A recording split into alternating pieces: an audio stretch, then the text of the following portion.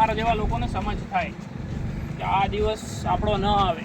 દોડે બંધાઈને ગામના જ રોડ ઉપર નીકળીએ અને આપણે ઝઘડો ક્યાં થાય? આપણા ગામમાં કે આડોશી પર. તમારે કોઈને ટ્રમ્પ આરે ઝઘડો થાય ના થાય. કોની સાથે થાય? પાડોશી આરે જ થાય.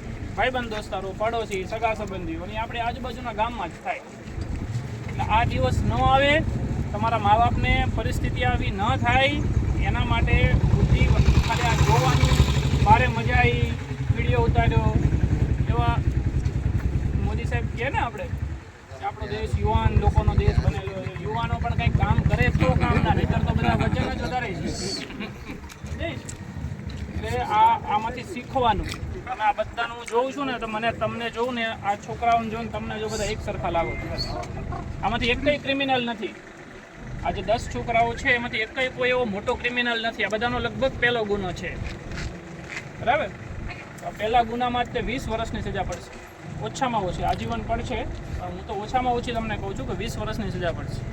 જેની ઘરે 1-1 વર્ષના છોકરા છે એ કદાચ હવે મોટા થાય કે ના થાય, જો થશે ને તો એ 21 વર્ષના હશે ને ત્યારે આ છૂટશે બહાર. એટલે આ બધું થોડું મગજમાં લેજો. આપણા મા બાપ માટે તમે હશો સાવ નાલાયક, પણ તમારા મા બાપ માટે તમે ઘરેણા છો, બરાબર? એટલે આ દિવસો ન આવે, તમારી પાછળ રખડતા ના થઈએ, બરાબર? જોવાનું, ખાલી આવા સોશિયલ મીડિયામાં નહીં પડ્યું રહેવાનું. કામ કરવા સિવાય બીજો જે ધંધો કરશો એમાં આ જ દિવસ આવશે, બરાબર? ઉતરે છે ખોપડીમાં? હે? ખાલી હાથ પાડો છો. સારું, ચલો.